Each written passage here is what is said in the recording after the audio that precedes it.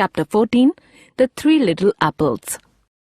The old apple tree stood in the orchard with the other trees, and all summer long it had stretched out its branches wide to catch the rain and the sun, and make its apples grow round and ripe.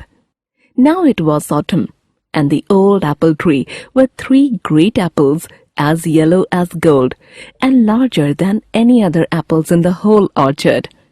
The apple tree stretched as far as it could, until the branch on which the three golden apples grew hung over the orchard wall. As the wind blew through the leaves of the apple tree, it seemed to sing, "Here in the orchard are apples three. Who uses one well shall a treasure see." One morning, Gerald came down the lane that passed by the orchard wall. He looked longingly at the three golden apples, wishing that he might have one. Just then the wind blew again, and plump down to the ground, right at Gerald's feet, fell one of the three golden apples. He picked it up and turned it round and round in his hands. How sweet it smelt, and how mellow and juicy it was! Gerald could think of nothing so good to do with such a beautiful ripe apple as to eat it. He put it into his mouth and took a great bite of it, then another bite and another. Soon there was nothing left of the apple but the core, which Gerald threw away. He smacked his lips and went on his way, but the wind in the apple tree sang sorrowfully after him. "Here in the orchard are apples too, but gone is the treasure that fell for you." And after a while Hilda came down the lane that passed by the orchard wall. She looked up at the two beautiful golden apples that hung on the branch of the old apple tree, and she listened to the wind as it sang in the branches to her. "Here in the orchard are apples too, a treasure they hold for a child like you." Then the wind blew harder, and plump, an apple fell in the lane right in front of Hilda.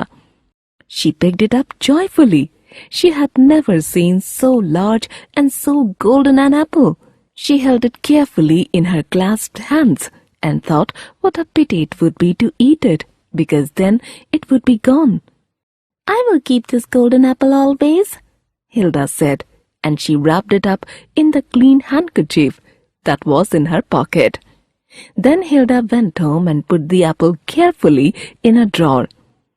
The apple lay inside in the dark and all wrapped up for many days until it spoiled. And when Hilda next went down the lane and passed the orchard, the wind in the apple tree sang to her, "Only one apple where once there were two. Gone is the treasure I gave to you." Last of all, Rudolph went down the lane one fine morning when the sun was shining warm and the wind was blowing gently.